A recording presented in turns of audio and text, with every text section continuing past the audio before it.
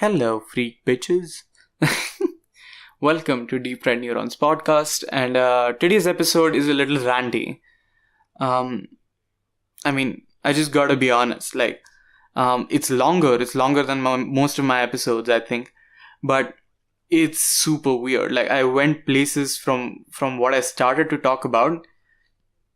I sort of missed the point of that completely, and I completely ran. But I think that's more podcasting than ever, because I've never been so fluid with my material before.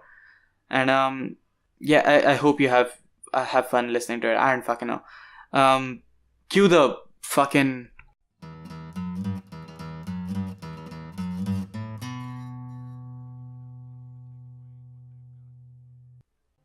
Today's episode will be a little different than the usual different, which is not to say it is the same kind of different we started out to make. Does that make sense? I don't fucking know. Where is this channel going? Where is this podcast going?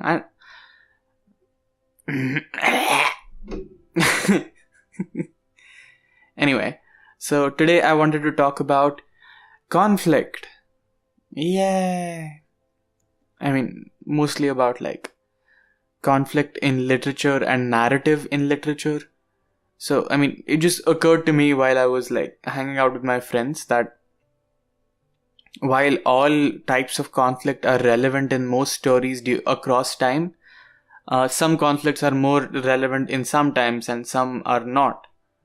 So, what I mean is the man is a central figure in any situation, right? There's a central character, and that character has conflict throughout the story that we go, and then the narrative has a conflict in it. The resolution of that conflict or resolution of that conflict is what the story is building up to. And I have a theory that not just I have a theory, people on the internet and everybody who ever picked up a book knows that there's 5 types of conflicts. And those 5 types of conflict reflect a different, they were majorly involved in a certain time in the human evolution. The first one, of course, is man against nature. This is probably the easiest one to understand. Imagine if you're a Stone Age man.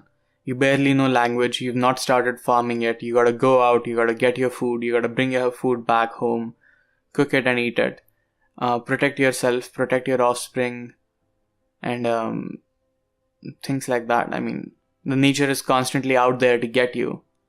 And that's probably the first narrative of the stories that we ever get, which is why exploits of the wilderness and adventures there are such a central theme today, pop culture forever, not just movies, even before movies, think 9th century. If you want recent examples, basically man versus forces of nature, it's the Old Man and the Sea, or Robinson Crusoe, Man versus Wild, things like that, where you go out in the adventure and basically you survive the nature. You are just as struck by its beauty as in fear of its wrath. And the story usually revolves around the man finally learning to either tame nature to his benefit or coexist with it in peace. Then another one that came up a little after society was formed. Now we're farming, now a little shit's going down. Survival is not as difficult as it used to be. Life expectancy has gone up by 10 years, suppose. Your child is protected if he's inside the house. Even if he leaves the house and is in the vicinity, he's fine. But once he leaves the town, the danger increases. But inside the society, he's fine. So where could be the closest point of conflict when the society is the new way of living? It's another society. In more movies than you can remember, there will be an us versus them dichotomy. A certain society against a certain society.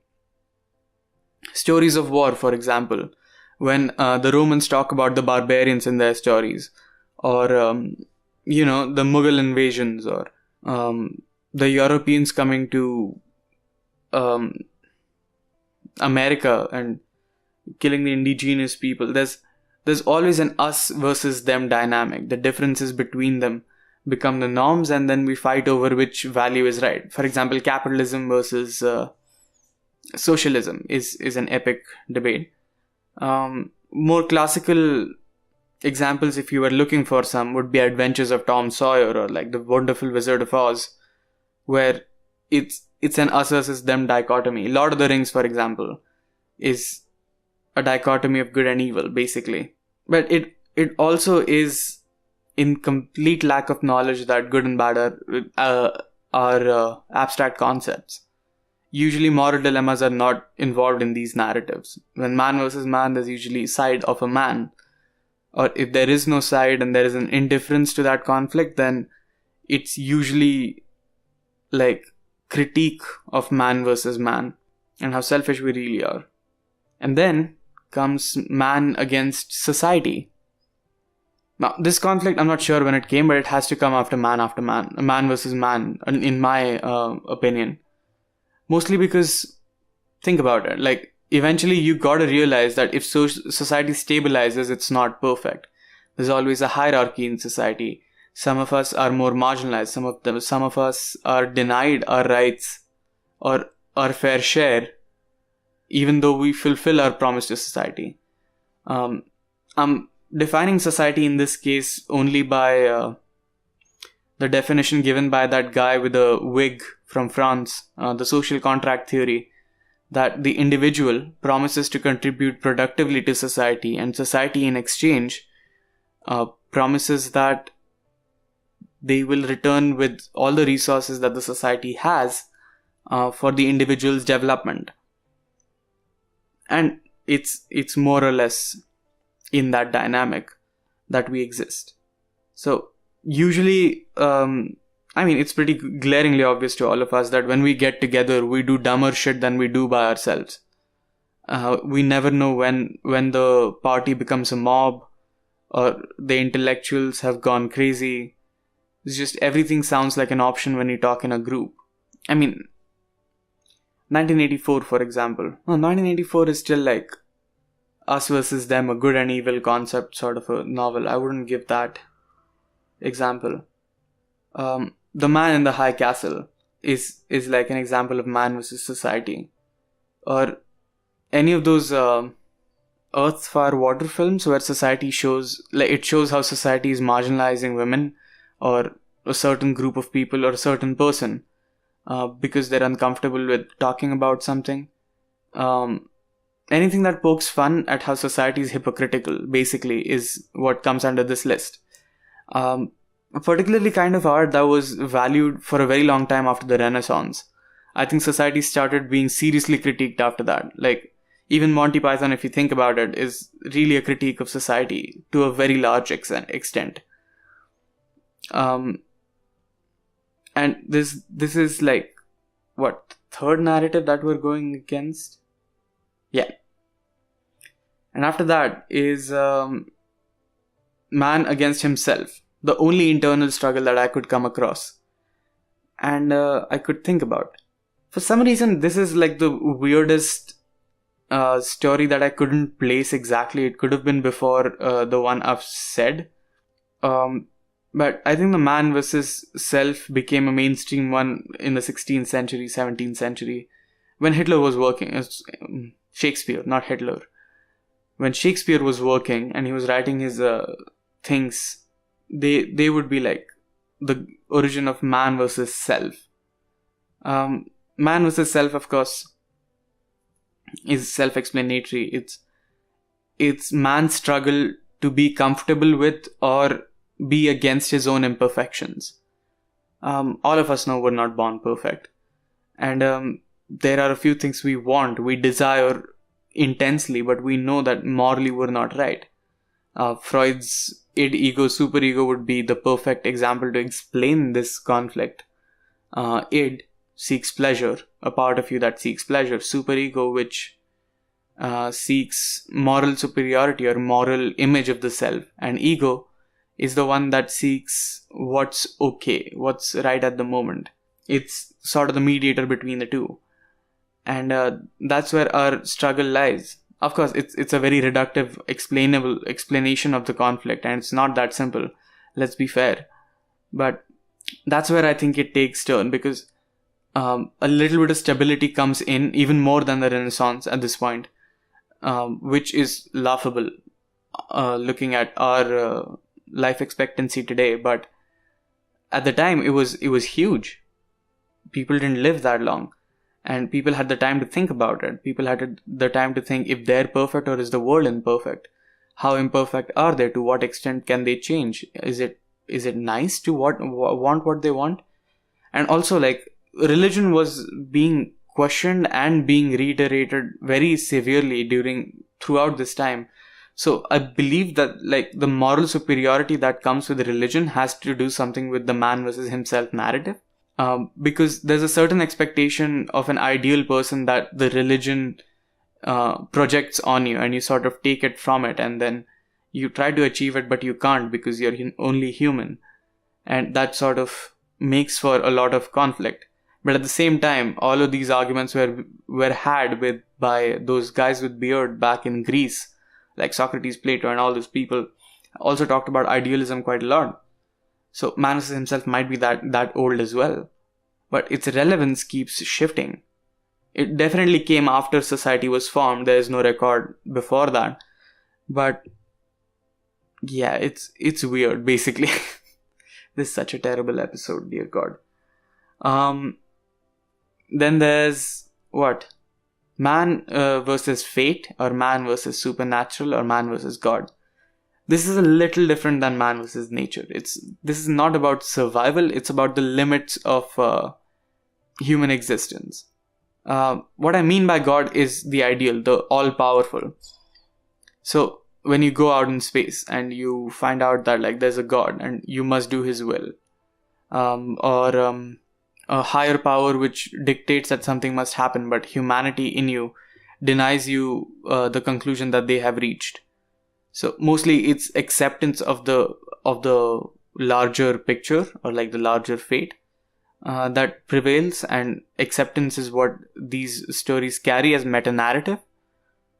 But then there's the trickiest one, and the one that I'll come to now, the one that started at the end of the 20th century and began at the 21st century, the one conflict that dominates the kind of art I consume now. For example, Radiohead, Rick and Morty, and all these art forms which put man versus technology as the conflict. Now, what I mean by man versus technology is our understanding of humanity is very limited by things possible in our conceivable time. For example, humanity of relationships between a man and a robot. Now, this robot can completely simulate the behavior of a human, but you know that it doesn't have free will. It's doing what you want it to do. You're simulating love for yourself, but as long as it feels better, nobody should have a problem, right? You're not damaging anybody. The moral, ethical dilemmas of the modern world is what would come under this one. Also, there's the God complex, something I think about quite a lot in today's art that shows up. I mean, Rick, for example, is like the perfect example for the God complex. Think about it. Like, eventually technology gives you so much power in your hands that your understanding of what a God is becomes you. Like, humanity becomes God. They control the weather. Like, in like futuristic times where there's like perfect control of all technology and shit like that is what I mean. I addressed this in the last episode as well. I mean, like the emergence of AI, and what if AI makes all of us obsolete? So questions like that cannot occur to like a man versus nature conflict. That's completely a man versus technology conflict. It questions authenticity. I mean, all of them could question authenticity. But here, the focus is that maybe your understanding of the world is limited by how human you are. If you were technology, your understanding wouldn't be so limited. And it also asks a very important question: what makes you human? So that's how I map these conflicts across time. And while I understand why all of them would be relevant at all of the times, I see some of them being more important at some times. Like man versus nature, definitely pre-society, it was the only conflict that existed for most of the time. Like you couldn't think about anything else. I don't think you had the time to. For example, if you're running from the mafia, then I don't think you're thinking about a lot of art or music for that matter. All you're thinking about is where are they hiding to kill me. And it sort of ties in like Maslow's hierarchy needs. I can't explain exactly how though. I don't remember all of them. But yeah, the last one sort of will help, like self-actualization will help you let go of the fact that you're not special. But at the same time, for survival, you won't have the time to think about it at all. So you need to satisfy each need at each point. And the more needs you satisfy, the more complicated the argument gets, and the more complicated that art gets, and it addresses weirder questions, is what I'm trying to say. So basically, the man versus technology is a privileged society's narrative. It's for a society that's already advanced from some of the more simplistic conflicts that we had back in the past. The more away we move from animalistic instincts, the more closer we get to man versus technology-ish arguments. And, well, I don't know what was the point of this, really. Except the fact that the longer this human society exists, the more complicated explaining ourselves gets. Because in the last century, pragmatism sort of took over as the most important factor in our defining society and sort of made our lives more efficient. And if you've seen Fight Club, like, you know how disastrously wrong that can go if you calculate humans as resources instead of humans as humans themselves. I know I sound very commie right now, but those are the sort of questions that come with like a more modernist or post-modernist conflict. I don't know what those words mean. I really don't. I like a lot of professors I talk to don't know either. But the point being that it's only gonna get weirder from here. It's not gonna get worse, but it's gonna get weirder and it's gonna get darker. And this is based on theories I have about the future of human race. I genuinely believe that AI will happen in the lifetime of the next progeny, if not our lifetime right now. And after it does, it'll be the last invention we ever make. I don't think we'll need reproduction after that. I don't even think we'll need biological bodies after that. Pretty sure that like AI will help us turn ourselves into androids and something, and will be downloadable by like pen drives. I already like addressed the question if like we're data or not. I'm pretty sure that we're reducible to data. Like there's not a lot about humanity that cannot be reduced to probability and chemistry and like a little bit of physics. And if they successfully do that, they can reduce your brain to a pen drive, and maybe they'll just download you from one body to another, and no new people will ever be need to be born, and the earth will outlive the earth, will outlive this solar system, and maybe we'll just wander space looking at like the cosmic beauty of this galaxy to the next for the rest of our lives. I just made it sound like a curse, didn't I?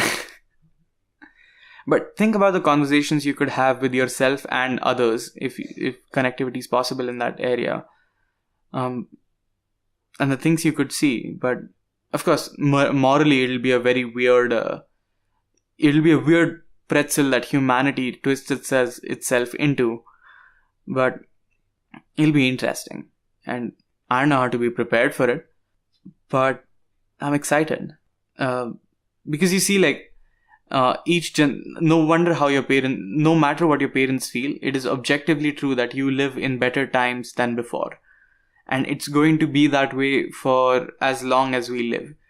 And yes, technology will probably replace some of the authenticity in your life, and things that seem very random won't seem random anymore. or authentic wouldn't seem authentic anymore. And you're just gonna have to learn to be fine with that. I think that's it. I should stop before I start going in circles again. Thank you for tuning in, and that's all I have for you this week. Please consider supporting us on Patreon. We just switched from SoundCloud to Anchor as the host, and that means that I can host an unlimited amount of audio files as well. So you might see all the audio files show up in your feed suddenly, and it'll say like fucking 20 new episodes or something like that. Not 20, like maybe 10, 12 new episodes. Don't panic. It's just the old episodes being re-uploaded. And it's available on almost all platforms now. So if you're listening to audio, well, thank you for tuning in, first of all. If you're still on video, please consider subscribing and keep listening. I love you. And if you're on audio, I got a message for you. I do video essays on my channel over there. So if you're gonna go check it out on YouTube, if you like movies or film analysis or something like that, go for it. You might like it. And